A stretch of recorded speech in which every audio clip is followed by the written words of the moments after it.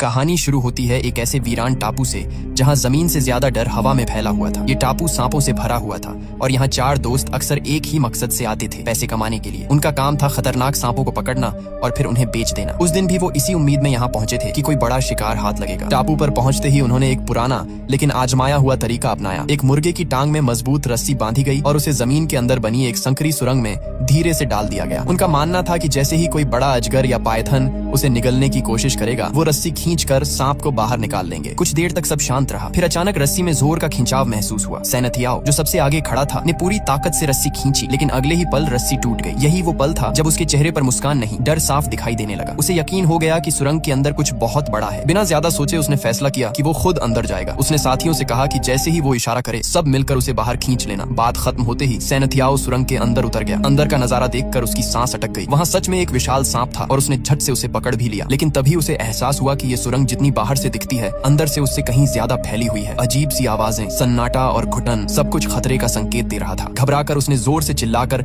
साथियों को उसे बाहर खींचने का इशारा किया। बाहर खड़ा अरबिंग, जो भारी भरकम शरीर वाला आदमी था, इसे मजाक समझ बैठा। उसे लगा सैनथियाओ डराने के लिए नाटक कर रहा है। हंसते हुए उसने मदद करने के बजाय उसके पैरों में गुदगुदी करनी शुरू कर दी। लेकिन मजाक उस वक्त खत्म हुआ जब सैनथियाओ की चीखें सच में डर से भर गईं। अब तीनों दोस्त एक साथ रस्सी खींचने लगे, मगर तब तक देर हो चुकी थी। सुरंग के अंदर से एक बेहद विशाल सांप झपटा और पल भर में सैनथियाओ को अपनी पकड़ में लेकर अंदर खींच ले गया। घबराए हुए अरबिंग ने हाथ डालकर उसे बचाने की कोशिश की, लेकिन अगले ही सेकंड एक सांप ने उसके हाथ को जकड़ लिया। बड़ी मुश्किल से उसे बाहर खींचा गया। उसके हाथ से चिपका वो सांप तुरंत मार दिया गया, लेकिन नुकसान हो चुका था। सुरंग के अंदर से आ रही भयानक अजीब सी आवाजें अब किसी आम सांप की नहीं लग रही थीं। सबको लगने लगा कि वहाँ कोई और ही खौफनाक चीज छिपी है। डर के मारे वो लोग बिना पीछे देखे अपनी नाव की ओर भागे। रात हो चुकी थी, बारिश तेज हो रही थी, नाव आगे बढ़ रही थी और अरबिंग अंदर ही अंदर टूट चुका था। उसे लग रहा था कि सैनथियाओ की मौत का जिम्मेदार वही है। इसी बात पर नाव में बहस शुरू हो गई और तभी अचानक उनकी नाव को नीचे से जोरदार टक्कर लगी। उस झटके के बाद उन सबके दिमाग में एक ही ख्याल घूमने लगा, कहीं वही टापू वाला खौफनाक मॉन्स्टर उनका पीछा तो नहीं कर रहा। वो कुछ समझ पाते उससे पहले ही नाव को एक और जबरदस्त झटका लगा। इस बार असर इतना ज्यादा था कि पूरी नाव बुरी तरह डगमगा गई और डाबिंग अपना संतुलन खोकर सीधे पानी में गिर गया। डाबिंग को गिरते देख बामियान घबराकर नाव के ऊपर चढ़ा और तुरंत लाइट चालू कर दी। उधर अरबिंग ने बिना वक्त गंवाए रस्सी से बंधा हुआ टायर पानी में फेंक दिया ताकि डाबिंग उसे पकड़ सके। सब कुछ सेकंड में हुआ, लेकिन डर का माहौल और गहरा होता जा रहा था। इसी बीच जैसे ही अरबिंग की नजर बामियान की तरफ गई, उसके पीछे उसे एक बेहद विशाल सांप खड़ा दिखाई दिया।